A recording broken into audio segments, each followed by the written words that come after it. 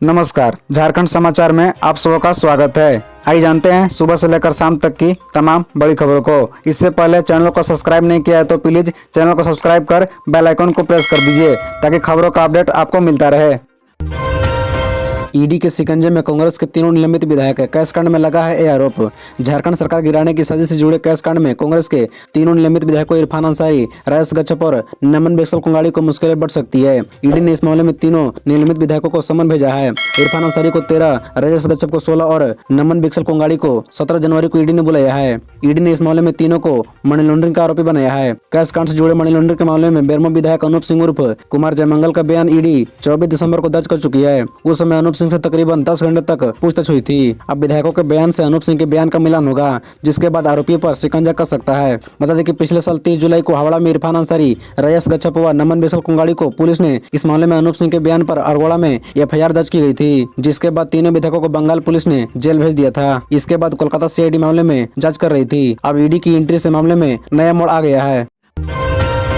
धूप के बावजूद ठंड से नहीं मिली निजात। बता दें कि झारखंड में सर्दी का सितम जारी है। रविवार को रांची में धूप खिली लेकिन सर्द हवाओं के सामने बेअसर रही। कांके में पारा शनिवार के शाम 2 डिग्री के करीब पहुंच गया। यहाँ न्यूनतम तापमान 2.3 डिग्री दर्ज किया गया, जबकि मैकलुस्कीगंज में पारा 4 डिग्री पर रहा। खेत खलिहान में ओस की बूंद जम गई। रांची का न्यूनतम तापमान 8.5 डिग्री दर्ज किया गया। मौसम विभाग के अनुसार अगले 2 दिन में रात के तापमान में कोई बदलाव की उम्मीद नहीं है। अगले 3 दिन में तापमान 2 से 3 डिग्री गिर सकता है। रांची के मौसम वैज्ञानिक अभिषेक आनंद ने बताया कि उत्तर झारखंड के जिलों में कड़ाके की सर्दी है। संताल से लेकर पलामू तक सर्द हवाएं चल रही है। इसमें अभी ज्यादा बदलाव आने की संभावना नहीं है। तापमान में मामूली वृद्धि होने के बावजूद सर्द हवा से कनकनी रहेगी। पिछले 24 घंटों में देवघर में सबसे कम अधिकतम तापमान 20.0 डिग्री रहा। यह सामान्य से 4 डिग्री कम है।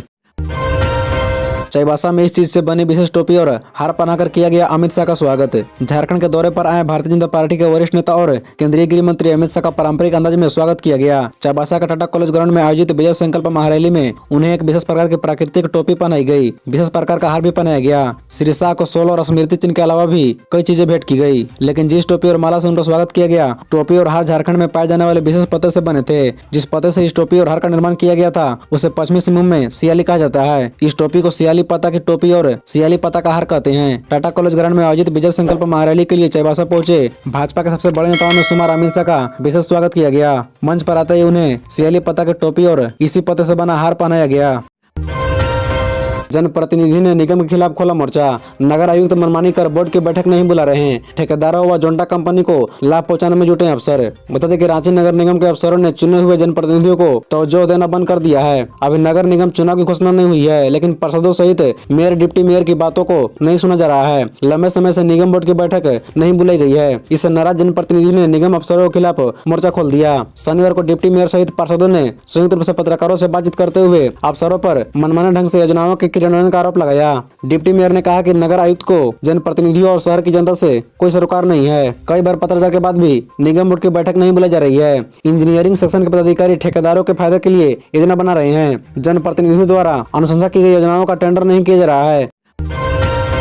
सुषमा बड़ाई गोलीकांड। दानिश ने मुहैया कराए थे हत्या के लिए 2 पिस्तौल, 12 कारतूस और 30,000 रुपए। सुषमा बड़ाई गोलीकांड का रांची पुलिस ने खुलासा करते हुए अब तक यूपी के 2 शूटरों फरहान खान व मुदस्सिर और मुख्य साजिशकर्ता दानिश रिजवान को गिरफ्तार कर जेल भेज दिया है। शनिवार को प्रेस कॉन्फ्रेंस में एसएसपी किशोर कौशल ने बताया कि हम पार्टी के पूर्व राष्ट्रीय प्रवक्ता दानिश रिजवान ने ही अपने साले फरहान खान को पटना बुलाकर सुषमा बड़ाई की हत्या करने के लिए 30,000 रुपए, 2 पिस्तौल और 12 कारतूस उपलब्ध कराए थे। दानिश ने अपने साले फरहान को बताया कि सुषमा बड़ाई को उस पर दबाव बना रही थी। उसने कोर्ट में अपने बेटे का डीएनए टेस्ट कराने के लिए याचिका भी दायर कर रखी थी। दानिश ने अपने साले को बताया कि सुषमा बड़ाई दावा कर रही है कि उसके बेटे का बाप दानिश है। इसी बात को लेकर फरहान ने अपने जीजा दानिश के साथ मिलकर उसकी हत्या की योजना बना डाली। सुषमा बड़ाई को गोली मारने के बाद फरहान और मुदस्सिर लखनऊ चले गए थे। झारखंड के आंगनबाड़ी केंद्रों में बच्चों को रोज अंडे देने की मांग तेज। हेमंत सोरेन को लिखी चिट्ठी। बता दें कि झारखंड और देश के अन्य क्षेत्रों से सैकड़ों सचेत नागरिकों ने मुख्यमंत्री हेमंत सोरेन के नाम एक पत्र लिखा है। इस पत्र में इन लोगों ने कहा कि सरकार बार बार वादा करती है, फिर भी स्कूलों व आंगनबाड़ी केंद्रों में बच्चों को हर दिन भोजन में अंडे नहीं दिए जाते हैं। सरकारी स्कूलों में 8वीं तक के बच्चों को अभी सप्ताह में सिर्फ 2 ही अंडे मिलते हैं। चिट्ठी लिखने वाले सचेत नागरिकों ने कहा कि आंगनबाड़ी केंद्रों में पढ़ने वाले बच्चों को एक भी अंडे नसीब नहीं होता है। झारखंड सरकार ने कई वादे किया कि स्कूलों एवं आंगनबाड़ी केंद्रों में बच्चों बच्चों को खाने में हर दिन अंडा दिया जाएगा, लेकिन आज तक सरकार अपना वादा पूरा नहीं कर पाई। इसके वादे खोखले ही साबित हुए हैं। झारखंड में बच्चों में व्यापक कुपोषण एवं विद्यालयों में उपस्थिति की दयनीय स्थिति को देखते हुए सरकार को इस विषय पर गंभीरता से ध्यान करने की जरूरत है। रामचंद्र माझी, अंबिका यादव, विश्वनाथ सिंह समेत अनेकों लोगों ने इस पत्र का समर्थन किया है। रामगढ़ के राष्ट्रीय कोयला मजदूर यूनियन के नेता रमेश विश्वकर्मा की हत्या, जांच में जुटी पुलिस। झारखंड के रामगढ़ जिले के रजरप्पा में राष्ट्रीय कोयला मजदूर यूनियन रजरप्पा के क्षेत्रीय सचिव रमेश विश्वकर्मा की उनके कार्यालय में शनिवार की रात लगभग 8:30 बजे हत्या कर दी गई। इनकी हत्या की खबर सुनते ही पूरे क्षेत्र में सनसनी फैल गई। खबर मिलते ही पुलिस मौके पर पहुंची और जांच में जुट गई। पुलिस ने घटनास्थल से एक देसी कट्टा और एक गोली बरामद की है। बताया जा रहा है कि राष्ट्रीय कोयला मजदूर यूनियन रजरप्पा के क्षेत्रीय सचिव रमेश विश्वकर्मा केवल विजय नंदकिशोर सिंह चरित्र राम के साथ अपने कार्यालय में बैठकर कुछ कार्य कर रहे थे। इसी बीच दो अपराधी घुसे और किसी कागजात में हस्ताक्षर करवाने की बात कहकर पूछने लगे कि रमेश विश्वकर्मा कौन है। इस पर रमेश विश्वकर्मा ने कहा कि मैं हूं। इसके बाद इनके साथ बैठे 4 लोगों के साथ अपराधियों ने मारपीट कर उन्हें दूसरे कमरे में बंद कर दिया। इसके बाद रमेश विश्वकर्मा की गर्दन पर चाकू से कई बार वार किए। इससे घटनास्थल पर ही उनकी मौत हो गई। इस माह से नहीं मिलेगा प्रधानमंत्री खाद्यान्न योजना का लाभ, जाने क्या है इसकी बड़ी वजह। जन वितरण दुकानों से मिलने वाले प्रधानमंत्री गरीब कल्याण खाद्यान्न योजना का लाभ अब कार्डधारियों को नहीं मिलेगा। अब राष्ट्रीय खाद्य सुरक्षा अधिनियम के तहत ही उसे राशन मिलेगा। कार्डधारियों को इस योजना से प्रति यूनिट 5 किलो अनाज 1 रुपए के प्रति दर से मिलता था, लेकिन अब उसे कोई राशि नहीं देनी पड़ेगी। जनवरी माह से मिलने वाला राशन लोगों को निःशुल्क मिलेगा। इसके अंतर्गत अंत्योदय कार्डधारियों को 35 किलो राशन मिलेगा। आपको बता दें कि दिसंबर माह के बाद प्रधानमंत्री गरीब खाद्यान्न योजना बंद कर दी गई है। जनवरी माह से खाद्यान्न सुरक्षा अधिनियम के तहत मिलने वाला अनाज मुक्त मिलेगा। अंत्योदय कार्डधारियों को 35 तथा पीएच कार्ड होल्डरों को प्रति सदस्य 5 किलो के हिसाब से अनाज मिलेगा, जिसमें चावल व गेहूं शामिल रहेगा। इंटरनेट के ज्यादा इस्तेमाल से किन विकारों का शिकार हो रहे हैं बच्चे और युवा, CIP-FLAIR करेगा रिसर्च। इंटरनेट का अत्यधिक इस्तेमाल की वजह से बच्चों और युवा वर्ग में कई तरह के विकार उत्पन्न हो रहे हैं। इंटरनेट की लत की वजह से बच्चों के साथ साथ युवाओं के भी कई तरह के मानसिक समस्याएं घेर रही है। इन समस्याओं पर अब गहन अध्ययन होगा। झारखंड की राजधानी रांची के कांके स्थित प्रसिद्ध केंद्रीय मन चिकित्सा संस्थान ने forum for learning and action with innovation and rigour के साथ समझौता किया है। शनिवार को रांची स्थित केंद्रीय मन चिकित्सा संस्थान और forum for learning and action with innovation and rigour ने MOU पर हस्ताक्षर किया। इसके तहत बच्चों और युवा वर्ग में इंटरनेट के अत्यधिक उपयोग के कारण होने वाले विकार, लत एवं इससे संबंधित मानसिक समस्या पर सघनता से अध्ययन किया जाएगा। स्वास्थ्य विभाग पर नजर रखने के लिए झारखंड में बनेगी निगरानी टीम, मंत्री बन्ना गुप्ता।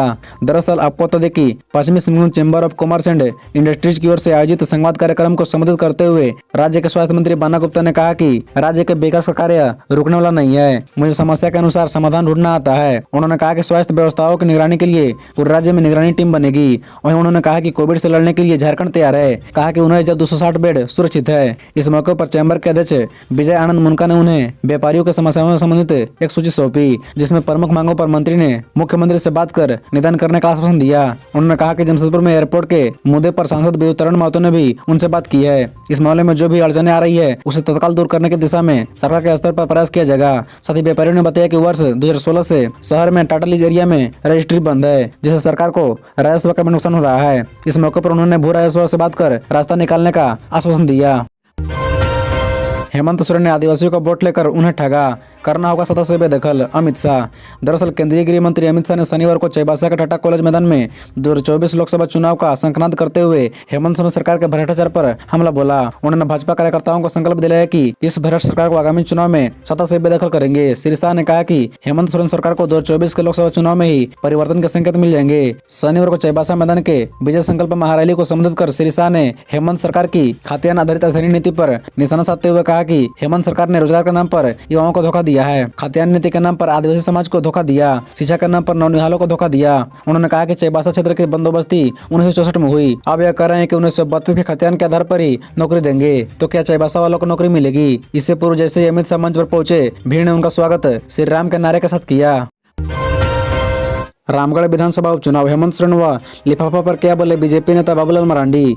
भाजपा विधायक दल के नेता सह पूर्व मुख्यमंत्री बाबूलाल मरांडी ने रामगढ़ में होने वाले विधानसभा उपचुनाव में आरजू के लिए सीट छोड़ने के संकेत दिए हैं। इसके साथ ही गठबंधन धर्म निभाने की बात कही है। श्री मरांडी ने चाईबासा में गृह मंत्री के कार्यक्रम से वापस लौटने के बाद सरायकेला में भाजपा नेता मनोज चौधरी के आवास में पत्रकारों से बातचीत कर रहे थे। पूर्व सीएम ने कहा कि मिशन 2024 के लिए गृह मंत्री ने सभी कार्यकर्ताओं को संकल्प के साथ तैयारी में जुट जाने व सिंहभूम सीट को फतह करने की बात कही है। पूर्व सीएम बाबूलाल मरांडी ने कहा कहा कि राज्य की हेमंत सोरेन सरकार के कार्यों को आज बताने की जरूरत नहीं है। यह सरकार सभी मोर्चों पर फेल है। सबसे अधिक आदिवासियों पर ही अत्याचार हो रहा है। बाबूलाल मरांडी ने कहा कि लिफाफा को लेकर सीएम परेशान क्यों हैं? जो लिफाफा में है वो जरूर खुलेगा, लिफाफा खोलने वाले खुलेंगे। उन्होंने कहा कि राज्य की सरकार ने यहाँ के बेरोजगारों को रोजगार नहीं दिया है, सिर्फ लोगों को ठगने का कार्य कर रही है। शूटर छालते रहे जंगल की खाल, तेंदुए ने गांव में घुसकर कर दिया युवक पर हमला।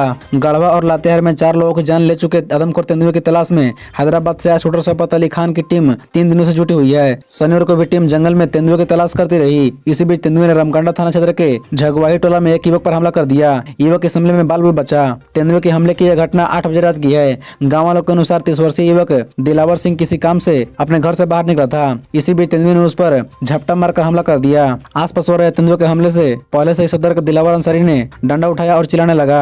तब तक कई ग्रामीण वहां पहुंच गए। इसी बीच तेंदुआ वहां से जंगल की ओर भाग गया। वनपाल वीरेंद्र कुमार चौबे और शूटर शफकत अली खान की टीम के सदस्यों ने बताया कि तेंदुआ फुर्तीला शिकारी प्रवृत्ति के होने के कारण तेजी से अपना लोकेशन बदल देता है। 1 घंटे में वह 5 किलोमीटर की दूरी तय कर लेता है। 2 दिन पहले भंडरिया के जिस इलाके में तेंदुआ को देखा गया था, शिकारियों की टीम वहीं उसे ढूंढ रही थी, जबकि तेंदुआ वहां से 20 किलोमीटर दूर रामना के इलाके में पहुंच गया। अब रामना इलाके में तेंदुए की मौजूदगी को देखते हुए टीम नई सिरे से रणनीति बनाकर तेंदुए को पकड़ने का अभियान चलाएगी। गृह मंत्री अमित शाह जहां ठहरे थे, ठीक उसी के बगल में एक सिरफिरे ने चाकू मारकर युवक को किया घायल। गृह मंत्री अमित शाह के रांची आगमन को लेकर पूरी राजधानी स्थित आसपास की सुरक्षा व्यवस्था चाक चौबंद थी। खासकर रेडिसन ब्लू होटल जहां गृह मंत्री रुके थे, उससे चंद कदम दूरी पर शनिवार को सुबह एक सिरफिरे ने चाकू मारकर एक युवक को घायल कर दिया। इससे पहले कि आरोपित भागता, उसे पकड़कर चूटिया थाना पुलिस के हवाले कर दिया गया। गिरफ्त में आए आरोपित का नाम विनोद तिर्की है। वह पिटोरिया थाना क्षेत्र के ओयना गाँव का रहने वाला है। पुलिस आरोपित से पूछताछ कर रही है। जानकारी के अनुसार शनिवार सुबह Vinod Tirkey Radisson Blu hotel के बगल वाली गली में दौड़ते हुए अवध दास नामक व्यक्ति के घर में घुसने लगा। अवध ने हल्ला मचाते हुए आरोपित को रोकने की कोशिश की तो वह लड़ने लगा। कहा सुनी के बीच आरोपित ने अवध पर चाकू से हमला कर दिया। अवध के हाथ में चाकू लगी है। आसपास के लोगों ने आरोपित को पकड़कर जमकर धुनाई की। इसके बाद पुलिस के हवाले कर दिया। इधर चूटिया थाना प्रभारी वेंकटेश कुमार ने बताया कि आरोपित की मानसिक स्थिति ठीक नहीं लग रही है। वो पिछले 2 दिनों से घर से लापता था। स्वजन उसे ढूंढ रहे थे। पुलिस मामले की छानबीन कर रही है। खबरों से जुड़े रहने के लिए चैनल को सब्सक्राइब, वीडियो को लाइक एवं एक दूसरे से शेयर जरूर करें। धन्यवाद।